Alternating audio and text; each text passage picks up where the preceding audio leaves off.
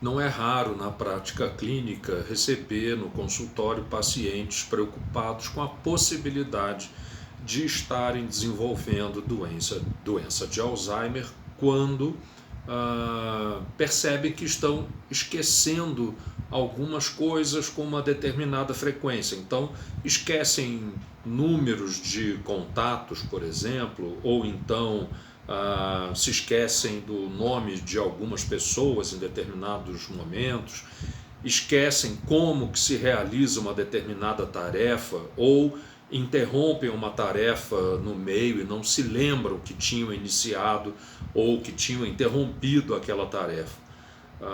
Mas até que ponto isso realmente aponta para a doença de Alzheimer? A doença de Alzheimer é caracterizada por um fenômeno que a gente chama de demência. Então existe um comprometimento de diversas funções mentais, comprometimento esse que leva a uma perda da capacidade funcional da pessoa, uma perda da autonomia e da capacidade da pessoa realizar as tarefas da vida diária de uma maneira correta e independente. À medida que a doença vai se agravando, essa perda da autonomia e a perda da capacidade de cuidar da própria vida vão se agravando. Mas numa fase muito inicial, não é tão evidente o comprometimento da capacidade de cuidar da própria vida, nem é também perceptível uma perda de autonomia ou de independência.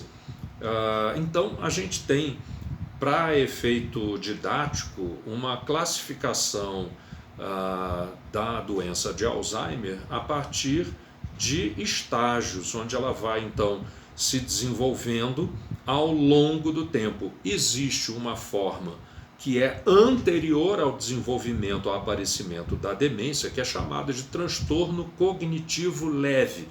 Nessa fase, a pessoa pode apresentar falta de atenção ou um leve prejuízo de memória, uma dificuldade para se expressar, para encontrar as palavras mais adequadas para traduzir o seu pensamento, mas isso não interfere na independência do indivíduo e nem na capacidade de realizar as tarefas da vida diária.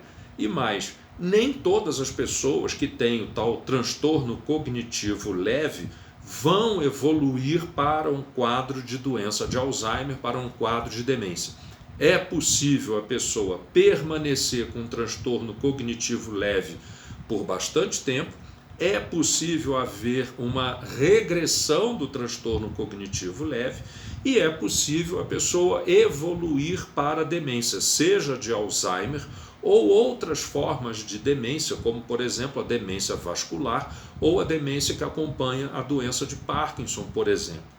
Então, embora as pessoas se preocupem muito quando começam a apresentar determinados esquecimentos, falhas de memória, enquanto isso não se traduz em perda de autonomia ou da capacidade de realizar as atividades da vida diária, a gente não pode dizer que a pessoa está com um quadro de demência, seja demência de Alzheimer, demência vascular ou demência que se manifesta em outras doenças. Mas é preciso, então, olhar com muita atenção para todos os fatores de risco para a demência que eventualmente esse indivíduo apresenta.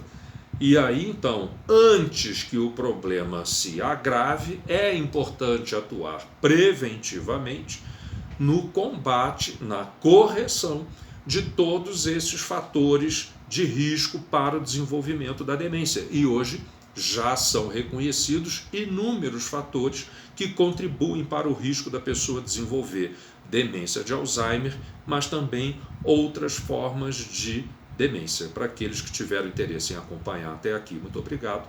Quem gostou, por favor, compartilhe.